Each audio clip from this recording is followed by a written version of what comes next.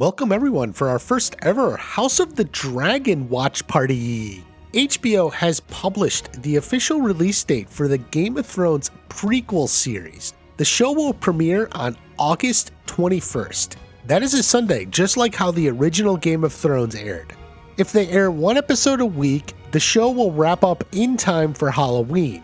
If you want to dress up as a character, the timing will be right. In addition, HBO released a bunch of promo pictures of many of the primary characters. Now, since this is a Game of Thrones story, there will be dozens or maybe even hundreds of characters, big and small, and keeping track of them will be damn near impossible. I'll do my best to help ease you into everything. It often helps to know a little going in because the show will likely dump 20 plus characters on you in the first episode. Also, we'll be jumping around in time, so you'll have young and old versions of some of the characters. It'll be tough to keep track. Certainly that's how the original Game of Thrones felt to a lot of us. The biggest point to remember is there's essentially two sides, the blacks and the greens.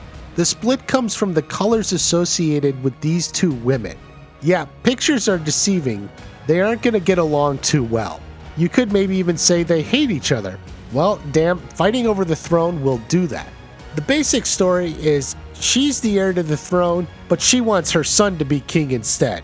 Who could imagine a show about two girls who don't really like each other sparking a war that engulfs everyone? They're like Tori and Sam from Cobra Kai, except instead of a bow staff and nunchucks, these two women have dragons. Yeah, cities are gonna burn. It won't be pretty. The biggest question most people have is, will House of the Dragon have the same problems the end of Game of Thrones had? It's a fair question because never before has such an amazing show gone so far off the rails. Clearly, when the showrunners ran out of source material and started making stuff up was the key turning point for the show. So what will happen here? Well, House of the Dragon is based on the book Fire and Blood. That book is out now and you can read it. So the good news is the story from George R.R. Martin is complete. But here's the bad news. This entire story only accounts for maybe half of the book, probably even less. You see, Fire and Blood is not like the other books. It's an in-universe history book written by an Archmaester during the time of King Robert. So it doesn't have the full story, chapter by chapter, scene by scene, like the originals. Where Game of Thrones took each book and made it into its own season, House of the Dragon will take less than half of one book and stretch it into an entire series. You assume they're hoping for at least 6 to 8 seasons? That leaves plenty of empty space and gaps to fill in. So the story is completed, but there's a heck of a lot less to it. It will fall upon the showrunner and writing staffs to expand on what's there. A lot. The good news is George R.R. Martin is involved with the show, and the book itself implies everything that is written may not entirely be accurate or complete. Since history is often as fake as the news, this leaves for plenty of surprises for those of us who have read the book. The main points will certainly be there, but there is a lot of room for the writers to naturally fill in the gaps as they see fit.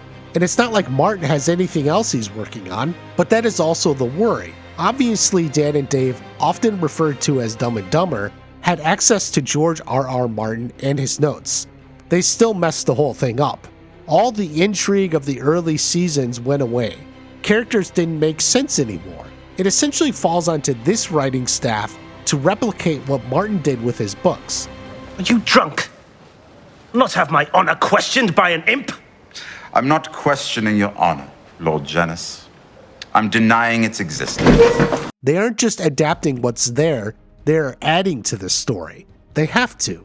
I do think we'll know by the end of season 1, and perhaps even after the first few episodes, on how it'll go. If season 1 knocks it out of the park, then you have every reason to suspect it'll continue to the end. If instead it falters and becomes a jumbled mess, which is something I think is possible, then it probably won't ever recover. If you're subscribed, I will make additional videos on why House of the Dragon will likely succeed and why it may fail. I do want to cover the show as it airs, even with live watch parties. It'll be a great time. Are you excited to watch House of the Dragon? Subscribe and let me know. I'll see you at the next watch party. Dreams didn't make us kings. Dragons did.